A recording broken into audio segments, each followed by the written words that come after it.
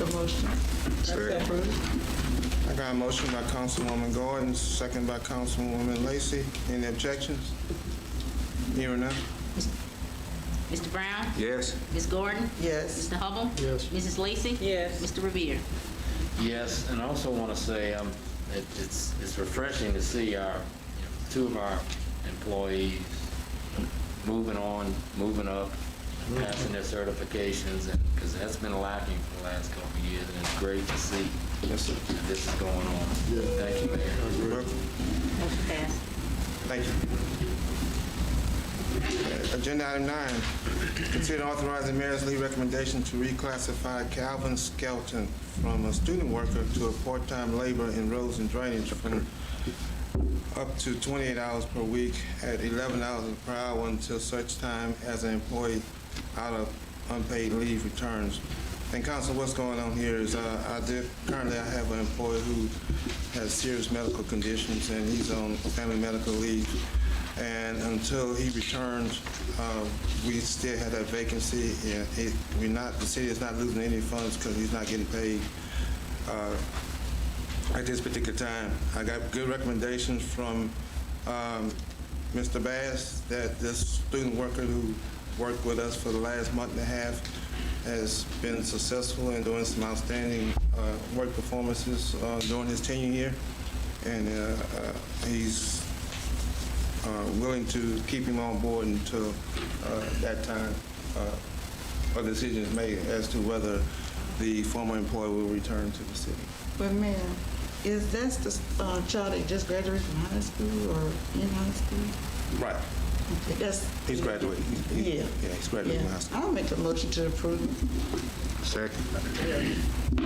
I got a motion by Councilwoman Lacy, Councilwoman Gordon, second by Councilman Brown. Any objections? And I'll just piggyback off of what Mr. Foodie said, that it is good to know that they were able to work, be able to get some promotions from within, and hopefully that maybe they'll seek employment and want to stay with us at some point in time when they have a position that is available. Yeah. So they're working over the summer really was a good experience for them. And Mr. Bass is he gets some pretty positive vibes from this individual because his work ethic was pretty good. And that's good. And his attitude being is a high great. school student, so I mean, you understanding taking responsibility. So of course, I like that. All right. Well, I do have a motion by Councilwoman Gordon and second by Councilman Brown. Any objections? Hearing none? Mr. Brown? Yes. Ms. Gordon? Yes. Mr. Hubble? Yes. Ms. Lacy? Yes. Mr. Riviere? Yes. Motion passed. Thank you. Agenda item 10, consider the introduction of a budget amendment to cover the cost of upgrading the City of Port Allen's email system. Mr. Joseph?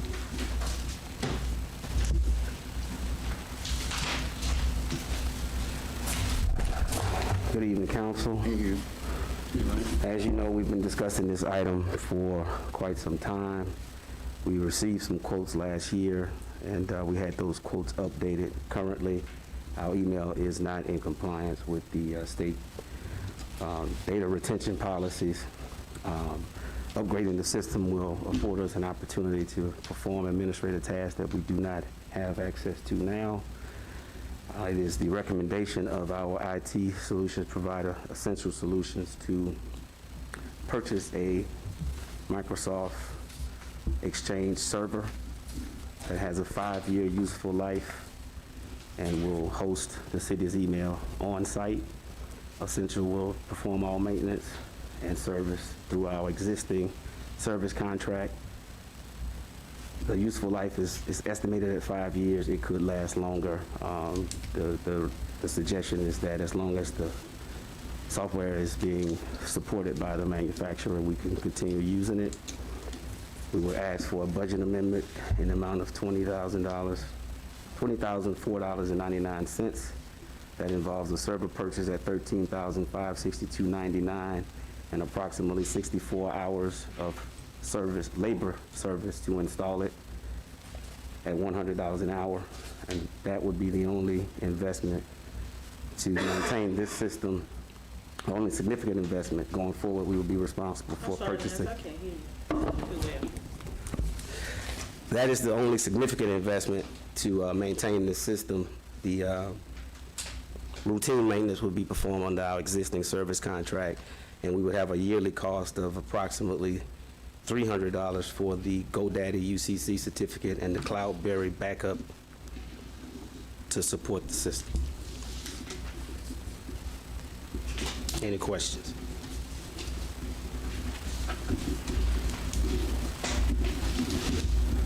This is the same quote that we had from, It's similar. We just updated it since it had been over 6 months since that quote was provided. And like I said last week, this issue was supposed to be addressed in the current budget. It was an oversight, and it was excluded. So we had discussed it several times in the past year. you mean in the last administration? In the last year, both administrations. The current mayor was here before, but if you want to be specific, yes. I move. Second. Okay, I got a motion by Councilman Brown, second by Councilman Riviere.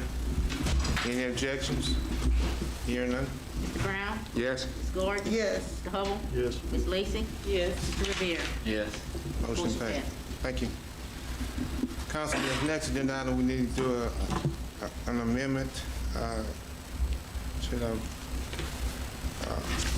Yeah, a motion to amend the agenda. It should say introduction of budget ordinance instead of this. Well, it should say introduction of a budget ordinance, and then, of course, there'd be the passing of the ordinance, voting on the ordinance next month. So the motion can be So it's made. it's just an Basically, it's a motion introduction. to amend the agenda item, I move. and as a motion to amend, it needs a unanimous consent. Second.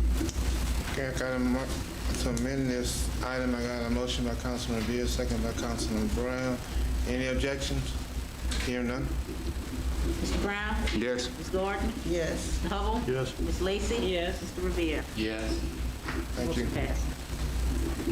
Okay, the next agenda would be, will we have to label another number, or? Yeah, so now we're on 11, 11A. introduction of a budget amendment for purposes of considering replacement of the iPod meter reader, handheld equipment, and accompanying software. So that would be 11A. Yeah, we can put it up. All right, council, so on the agenda item 11A, it reads, consider introduction of a budget amendment replacing the iTron meter reader handheld equipment and accompanying software due to the termination of support for the current software by the vendor. Mr. Joseph? Yes, it was brought to our attention last week that the current equipment used to input meter readings in the utility system will no longer be supported by the manufacturer. The company representative was in town meeting with the parish, so we met with him yesterday morning, and he provided some options that still require some consideration. It's not like we need to make a change immediately, because as long as the software and the equipment works, it'll be fine. So we're going to consider the proposals, but we will have to make a change at some point because the support will no longer be available to us.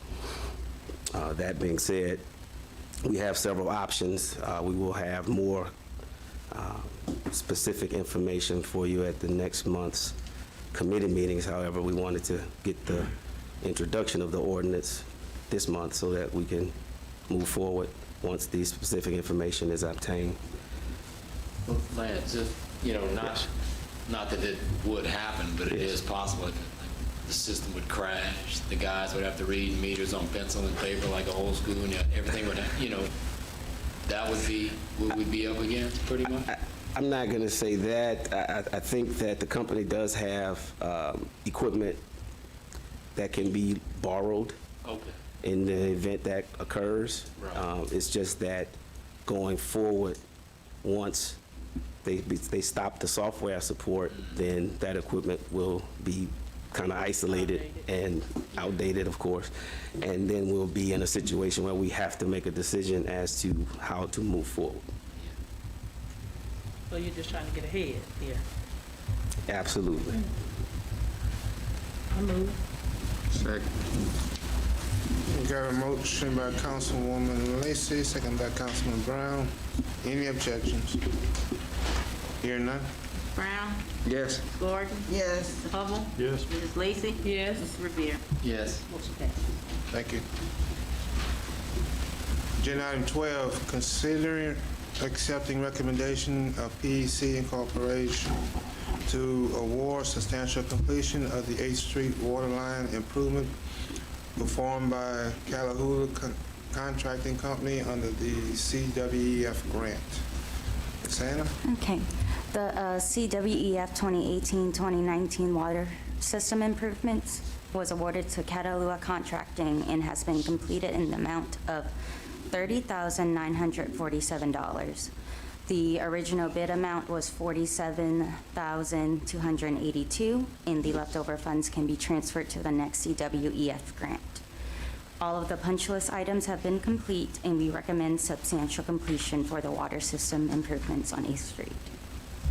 So, Ms. Vu, the extra $17,000 or whatever, we can just roll it over? Yes. And just, we keep that? It can be rolled over to the next grant, so it stays within the grant. Okay.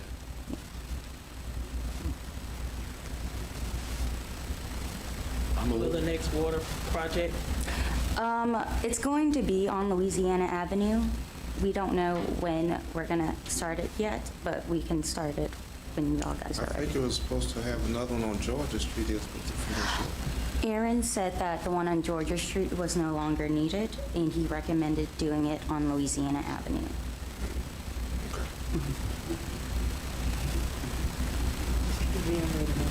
All right.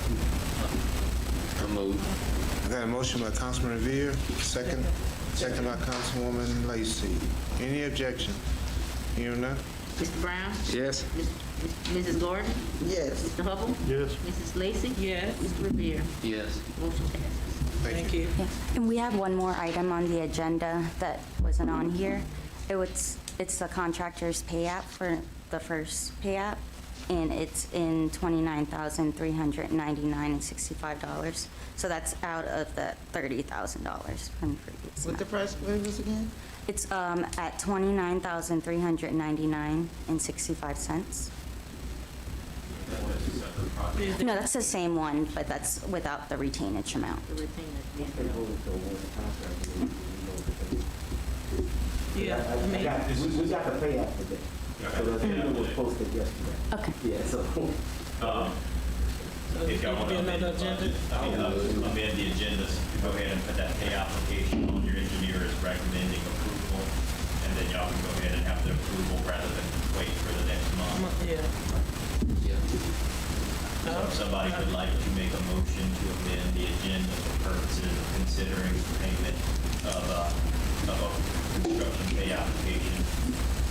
I move. I second. Unanimous consent to amend the agenda. All right, I got a motion by Councilman Brown, second by Councilman Lacy to amend this agenda item to reflect a payout for Callahoola for their work at the 8th Street water line. Any objections? Hearing none? Mr. Brown, Yes. Mrs. Gordon, Yes. Mr. Hubble, Yes. Mrs. Lacy, Yes. Mr. Riviere. Yes. Motion passes. Okay, this That's would to be, amend the agenda, so now we need for the motion on the actual item for purposes of authorizing payment. okay, on agenda item 12A, consider accepting recommendation of PEC to award a payout to Callahoola Contracting Company for the CWEF grant totaling $29,395.65. $399.65? Yeah. Okay. Yeah. I move. Second. Got a motion by Councilman Riviere, second by Councilman Brown. Any objections? Hearing none? Mr. Brown? Yes. Ms. Gordon? Yes. Mr. Hubble? Yes. Mrs. Lacy? Yes. Mr. Riviere? Yes. Motion passes.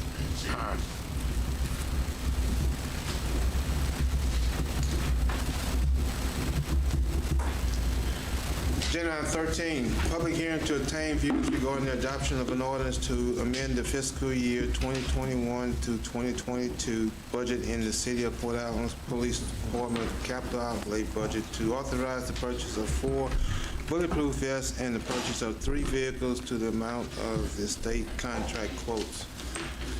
This is open for public comments. Anyone from the public wish to be heard on this agenda item? No one wish to be heard. We'll close the public comments. Go to agenda item 14. Consider the adoption of an ordinance to amend the fiscal year 2021 to 2022 City of Port Allen Police Department capital outlay budget and to authorize the purchase of 4 bulletproof vests and the purchase of 3 vehicles to the amount of the state contract quotes in the amount of $56,200. Ms. Roche, can you read the ordinance? Ordinance number 10 of 2021, an ordinance of the City of Port Allen, State of Louisiana, providing for an amendment to the budget for the City of Port Allen for the general fund in the Police Department capital outlay budget for the fiscal year beginning July 1, 2021 and ending June 20, 2020, and ending June 2022, and to provide for related matters. Chief. Council, as you put in front of y'all by y'all binders, just a copy of the quotes for the vest. The next sheet after the vest, bulletproof vest quote is the spreadsheet for the vehicle purchase. The one I didn't include was the one for the unmarked unit, but you can clearly see that it specifies how much the unit is. The additions of equipment on it, what it comes to. I think it came out to a total of, I think, 106,000. The sheet after that is just the outlay of the equipment, the outfit the units with. The first one for the unmarked unit is how much it's going to cost. $2,407, and the sheet after that is the outlay of the equip the mark units, a total of 2, which gives you an idea of what it's going to cost to outfit these. Dress the units out to be fully functional.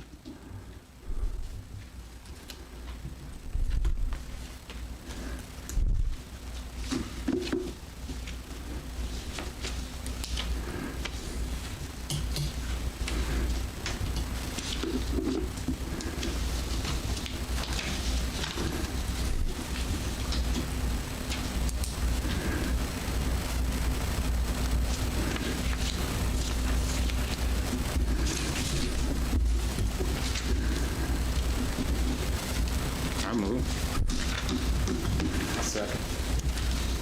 Got a motion by Councilman Brown, second by Councilman Riviere. Any objections? Hearing none? Mr. Brown? Yes. Mrs. Gordon? Yes. Mr. Hubble? Yes. Ms. Lacy? Yes. Mr. Riviere? Yes. Motion passes. Thank you. Thank y'all. Thank you, Chief. Agenda item 15, public hearing to ordain views regarding the adoption of orders to recognize June 19th June 19th as an official paid city holiday. Anyone from the public wish to be heard on this agenda item? We open to the public. No one wish to be heard? We'll close the public hearing. Agenda item 16, consider adoption of an ordinance to amend the City of Port Allen's paid holiday schedule, adding Juneteenth, June 19th. Ms. Roche, can you read the ordinance? Ordinance number 11 of 2021, an ordinance of the City of Port Allen providing that the Code of Ordinances for the city of Port Allen be amended by revising Chapter 2, Article 3, Section 2-105 of said code pertaining to holidays and to provide for related matters.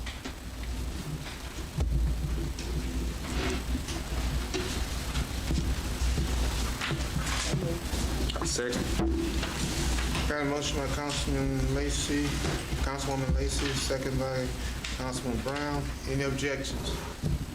Hearing none. Mr. Brown? Yes. Mrs. Gordon? Yes. Mr. Hubble? Yes. Ms. Lacy? Yes. Mr. Riviere? Yes. Motion passes. Thank you. Agenda item 17. Consideration and actions related to the proposed condemnation of the property located at 355 Elm Street, Port Allen, Louisiana. Attorney Evans.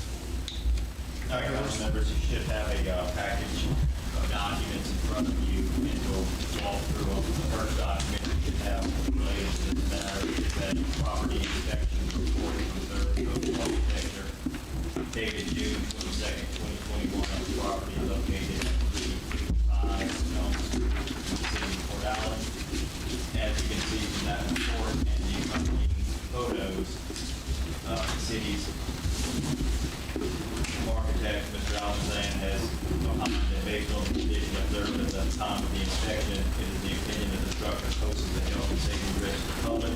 Since the condition of the property observed clearly fits the definition of derelict building according to section 3428 of the city code of ordinances, it is my recommendation that the structure be condemned. If left in this condition, the structure will continue to deteriorate and pose an even greater risk to the public. And again, you have pictures of the property as it existed on June 22nd, 2021. The next document that you have in front of you is a notice to show cause issued by Mayor Lee on June 19, 2021, to the property owner of record, Mr. Raynard H. Douglas Jr. In that notice to show cause, it was requested that the property owner appear on the 9th council meeting, August 11, 2021, to show cause if any exists as to why the structure located on the property in question should not be condemned for the alleged violation of the ordinances specified in the letter. The next document you have in front of you is a copy of the certificate of service return issued by the Port Allen Marshal's Office, showing that notice to show cause was personally served on July 19, 2021. The next document that you have in front of you is a reporting receipt from the West Baton Rouge Parish Clerk report showing that the notice to show cause was reported in the market records of West Baton Rouge Parish. And at this point in time, I will ask Mr. Alexander to give an update on the condition of the property as it stands today. So when I first got to the property today, it was ready to go. So the first few images you'll see are kind of blurry. They were taken from the vehicle. But I revisited the site after the rain has stopped. You can see some clear images. Residential on the street, on Elm Street. You can see that some of the columns are leaning and there's some roof issues going on in the house.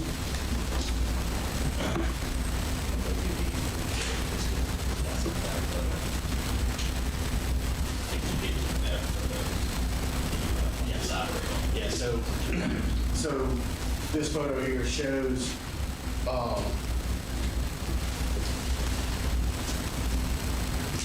this section of roof here is starting to deteriorate.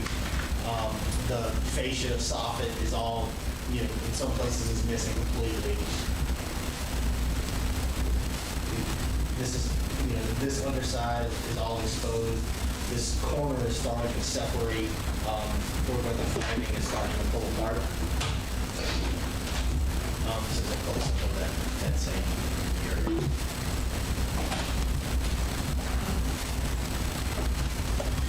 This is a rear door where you can see that the framing is kind of racked a little bit. There's some sagging down here, and it looks to be like you may have some rot or some insect decay going on at the bottom left corner down here.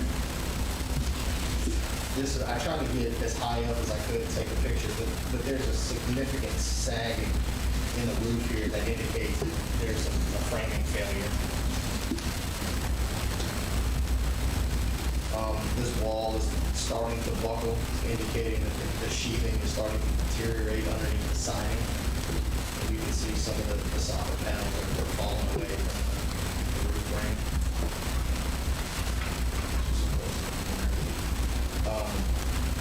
This column, actually both columns are out of plumb. They're leaning a bit to the left in this photo. As you can see, where the end column is starting to bear, it's completely starting to separate from the floor framing at the front porch. This is the bottom section of the wall that is the siding starting to pull away and exposing the deteriorated sheathing underneath.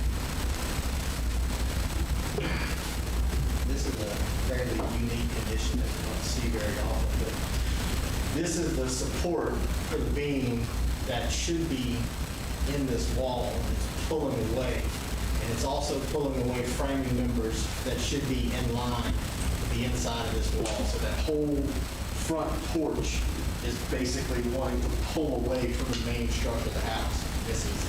It's only separated right now maybe an inch or two, but as long as it keeps raining inside of the structure, it's going to keep deteriorating and pull away further and further.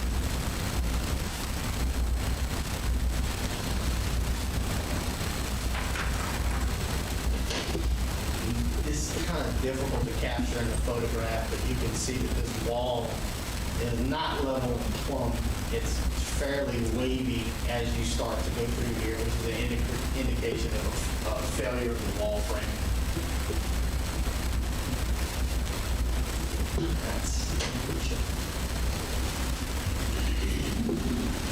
Councilmember's got any questions for Mr. Allison?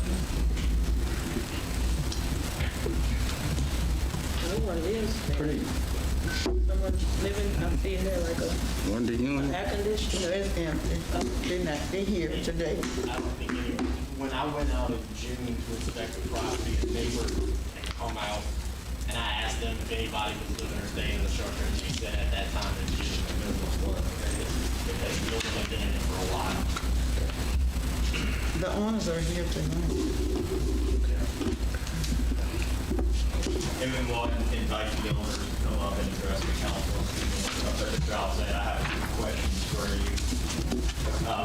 Mr. Allison, Port Allen Code of Ordinance, section 3428, governing derelict buildings, defines a derelict building as those deemed structurally unsafe, unstable, unsanitary, constituting a hazard to life because of inadequate exit facilities, constituting a fire hazard unsuitable or improper for the use of occupancy to which they are put, constituting a hazard to health or safety because of inadequate maintenance, dilapidation, obsolescence, or abandonment, or otherwise dangerous to life or property. Mr. Alpizan, in your opinion, did the structure you observed today meet that definition of a derelict structure? Yes, it did.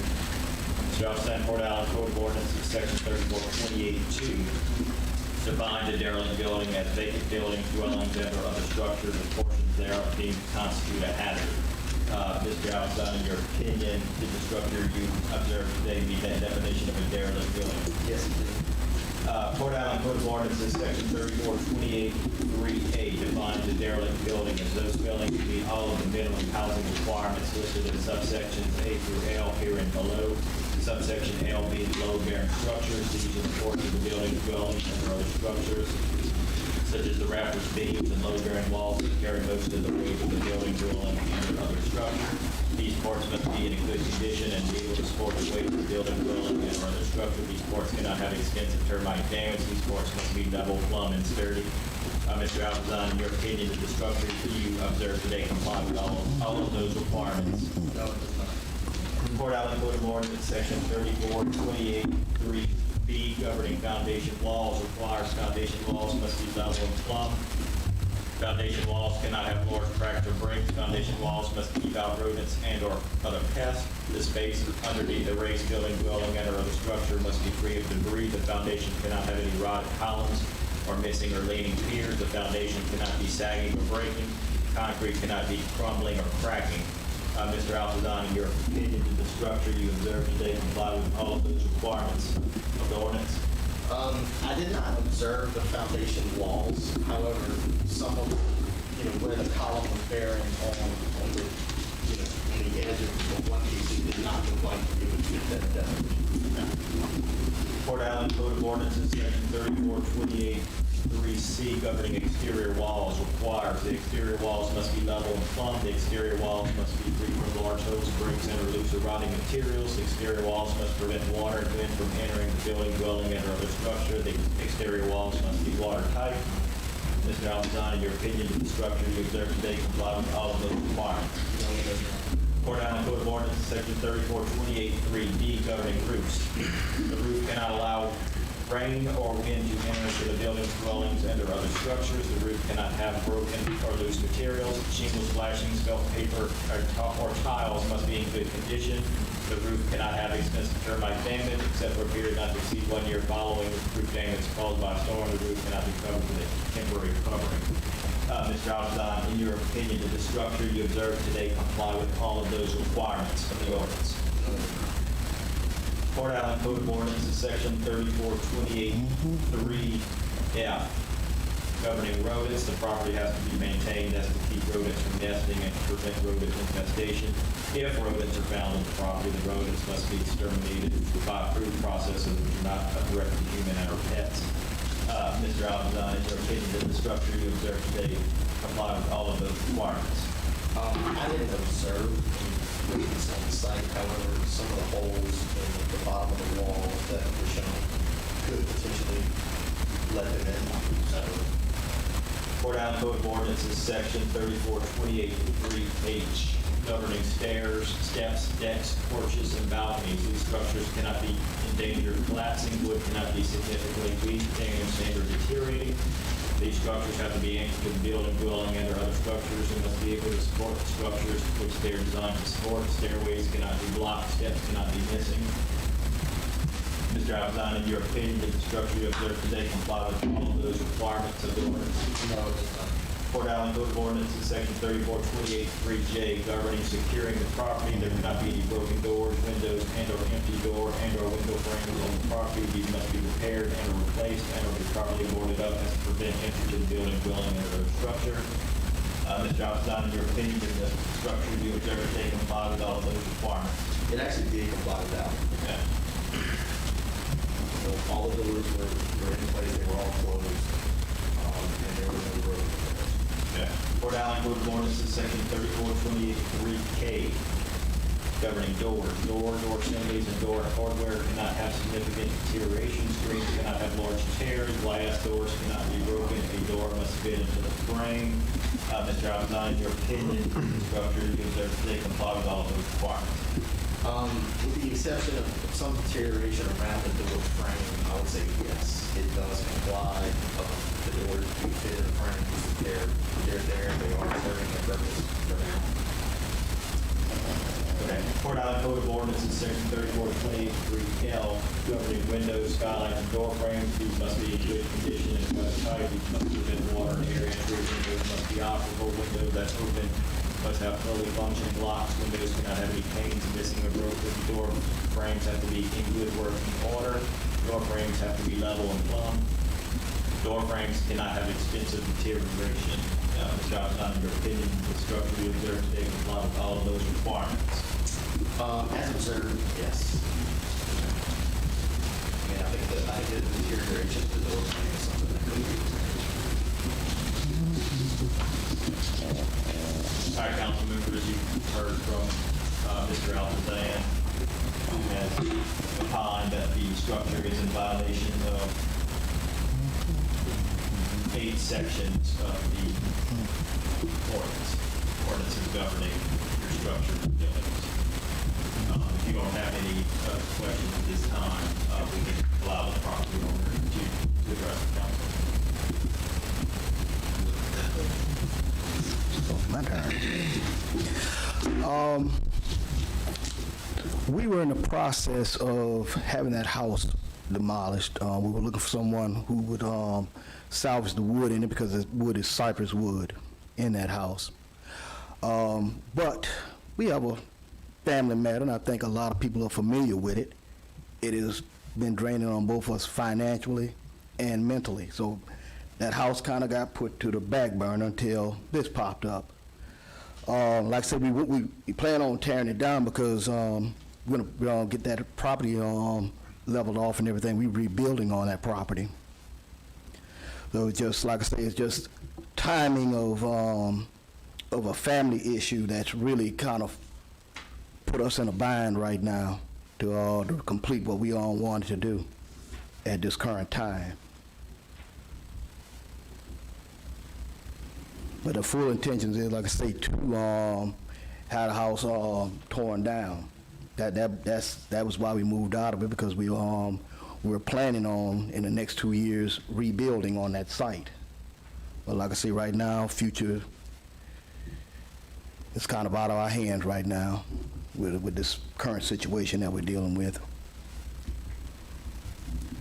Well, if, you know, and with 60 days, 90 days, do you think, I mean, I don't know what your situation, I'm not asking, but, because I do sympathize. Don't we normally, haven't we, in a case like this, ran it 120 days? Yeah. So you do have, under the ordinances, you can grant the property owners up to 120 days to take whatever action the council determines to be appropriate. Do you feel like 120 days would be good for you, or? Well, it does give us opportunity to try and get some of these things lined up. Like I said, we'll try and get it down. Well, we will get it down in 120 days. So, I would recommend that the council vote to condemn the house and direct the property owner to have it demolished within 120 days from their receipt of the notice of demolition. and I guess we would, if it hadn't been, we'd have to revisit it, I guess, in December. No, if it's not done within 120 days, it actually does not have to go back to the Okay. council. The mayor could, at that point in time, proceed to line up a contractor and have it done. But could he ask for extended time after the 120 days? If he see that he cannot do it and come before that due date, to ask for more time? He can ask for anything. Then it'd be a matter of the council, if they hear it, they decide they want to give him more time, basically tell the mayor to hold off on that. Technically, it's 120 days, the initial.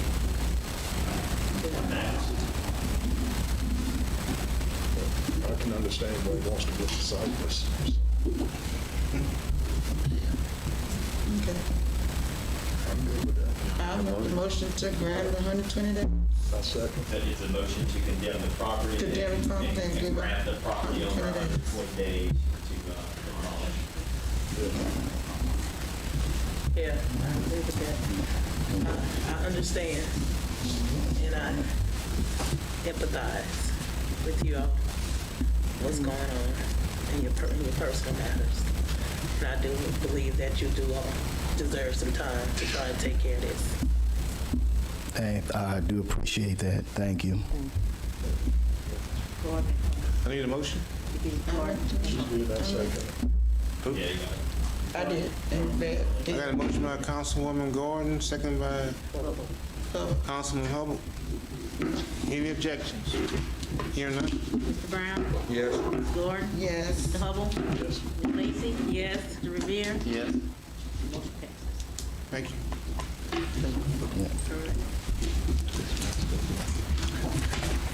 Agenda item 18, alcoholic beverage permits. No? Thank you.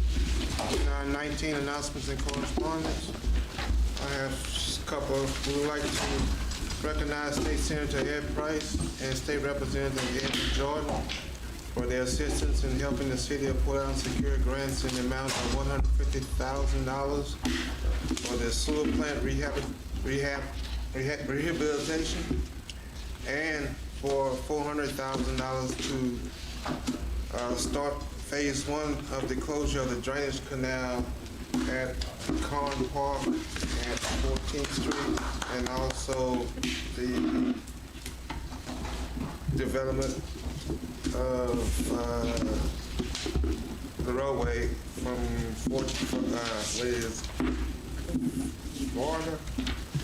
Florida and Kentucky from 14th Street to 12th Street. These two gentlemen have been fighting for these funds for us, and the only catch to one of them, I think, with the $400,000, we have to have a $100,000 match to receive those funds, and it has to be used within the next year and a half. So, Councilman, whenever you have a chance to speak with either one of these representatives, please acknowledge that the work well done, and especially for the sewer treatment plant, because you know the things that we've been going through trying to get this plant on up to par, and that's money well needed.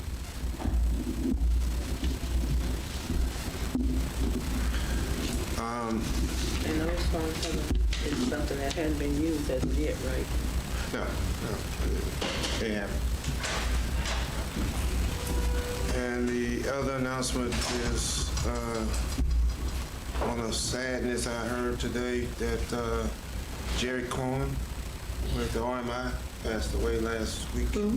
Jerry Cohen. He was an attorney. He was with Risk Management. He worked with us for many, many years here, and his son just took over. In fact, they introduced us to his son probably about 3 months ago as the new general manager, GM. So keep his family in your prayers. And also another friend of mine is Miss Paulette Bailey Wilson. She was at the LMA convention this week, and she lost her only son. They buried him this past weekend, so keep those two individuals in your prayers. Don't forget to mention about the community pop-up shop, man. Yes, I was going to just rush out.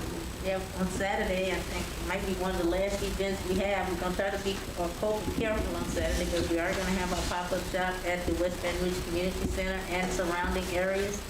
Really excited. I think we got about 16, 17 people who signed up to be vendors. So it's going to be exciting. It'll be cool, so they'll be inside, but we'll try to control the traffic to try to make it as safe as possible. But we'll kick off Saturday morning at 8 o'clock, and we'll go until 5. Mayor, just real quick, I happened to talk with Anatol Vincent about the West Side Bulldogs. He said he was able to find or purchase some shoulder pads at a cheaper price, which in turn freed up money. So I remember last week the representatives from the Bulldogs said they didn't have funding to buy pants. So by saving money on the shoulder pads, he was able to buy pants too. So yeah, I talked with him for a good while, and it was a good conversation. He's working hard to try to get the kids outfitted. Still no real good news on helmets. He said there's actually a high school team in West Virginia or somewhere on the eastern seaboard that a high school team can't even have. They're having to borrow helmets. They're getting like 2 helmets from one other school who has some extras. So for whatever reason, there's a helmet shortage, and he said they're still fighting with that, but he's trying to secure some helmets from, other little municipalities. So hopefully these kids can, so, but yeah, so Anatol is working hard on that too, so. Yes, sir, he did call me today and relay that information to me. And that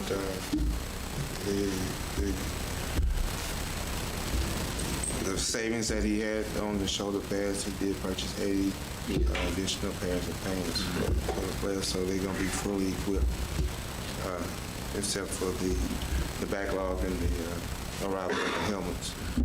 And he also mentioned about the cheerleader uniform. He did supply uniforms for the cheerleaders. So hopefully this will resolve the issues that was addressed. So he did order the helmet already for the... Yeah, everything's been ordered, it's just a backlog. It's just not coming in. I think he said the 17th or something, they wouldn't be in the building. mid-September. He might need to cancel and go somewhere local. I think Sports Academy had advertising this week. Yeah. I think they need to continue to have communication with the West Side Bulldogs and not all of elected officials. Yeah. I think they need to keep communication He with them. has. Clarice, he's been talking with the, I was just in the conversation I had, but yeah, he said he has been in contact with the representatives from the Bulldogs, and they're working feverishly to get it all together in a timely manner. They need to continue to have communication. Oh, yeah. Oh, yeah. I'm ready for some football. Yeah, and one other note, Portland High School started class today for the students, and myself and Miss Lacy were invited, and they was pretty excited. And they got a good group of kids, and I'm hoping they don't go over their attendance and have to move back up to AAA. But everything's looking on the up and up. Mr. Jackson is doing a real good job. Anybody got anything else? Sir? All right, if we don't have anything else, we entertain the motion to adjourn. Make that motion. Councilman, motion by Councilwoman Gordon, second by Councilwoman Lacy.